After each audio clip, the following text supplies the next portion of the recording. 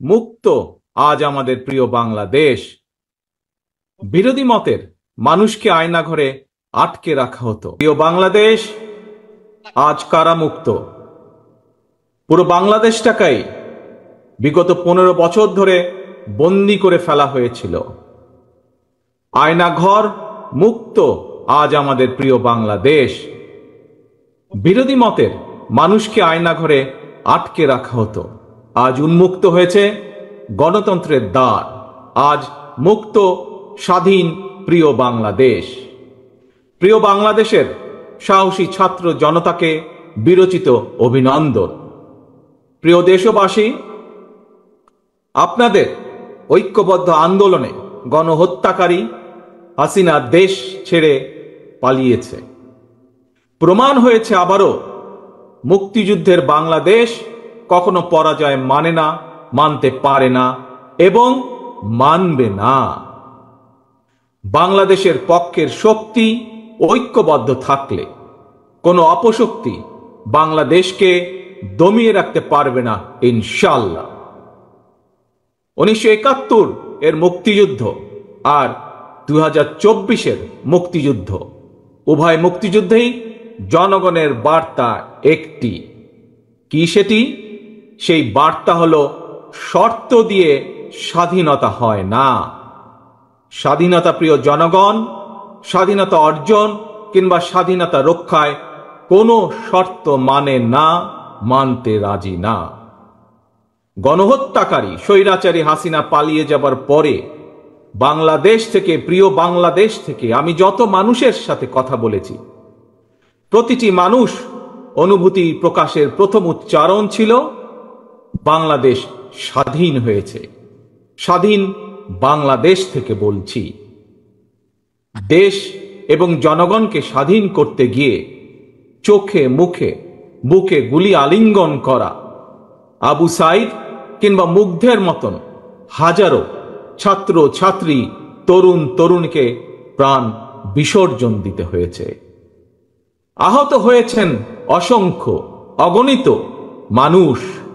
এর ভিতরে ছাত্র ছাত্রী রয়েছেন, এর ভিতরে রয়েছেন সাধারণ মানুষ, গৃহিণী, এর ভিতরে রয়েছেন রাজনৈতিক নেতা কর্মী বৃন্দ।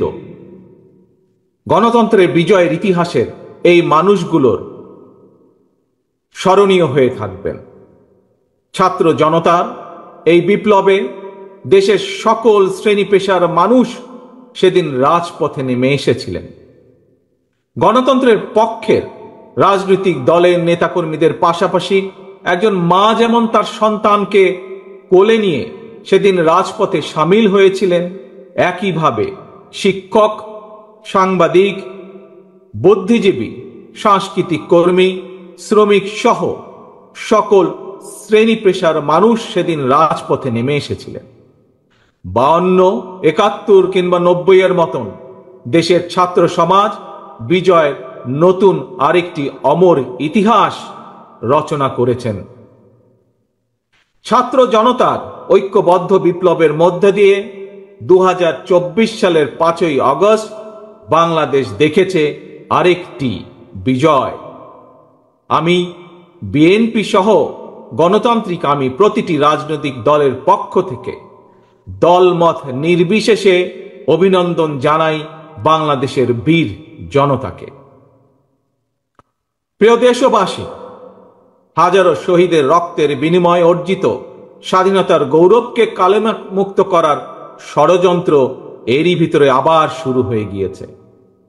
দেশকে গণতন্ত্রের উত্তরণের চলমান প্রক্রিয়াকে বাধাগ্রস্ত করতে সারা দেশে অস্থিতিশীল পরিবেশ সৃষ্টির ষড়যন্ত্র স্পষ্ট হয়ে উঠছে।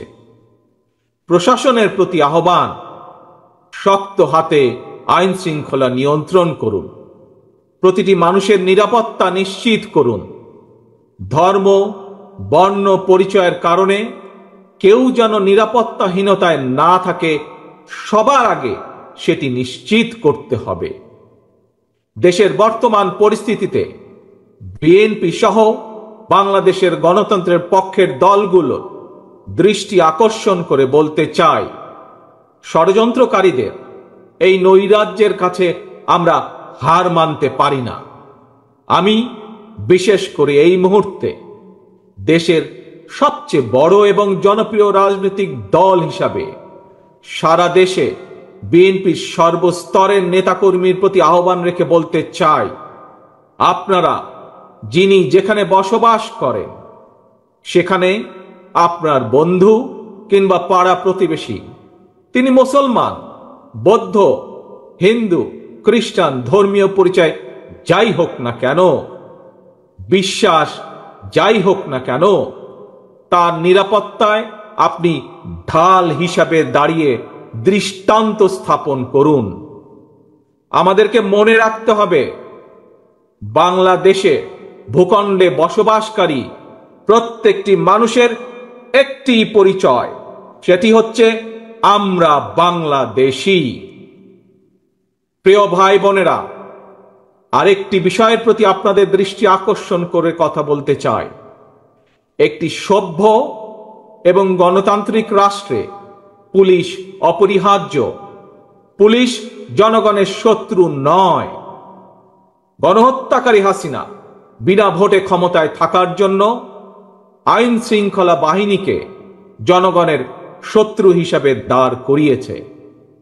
তবে আমি বিশ্বাস করি, বিএনপি বিশ্বাস করে, বাংলাদেশের গণতান্ত্রিক রাজনৈতিক দলগুলো প্রত্যেকে বিশ্বাস করে, পুলিশের ভেতরে একটি চক্র ছাড়া অধিকাংশ পুলিশ কর্মকর্তা এবং সদস্য চাকরিবিধি মেনেই, দেশের আইন কানুন মেনেই দায়িত্ব পালনের চেষ্টা করছেন।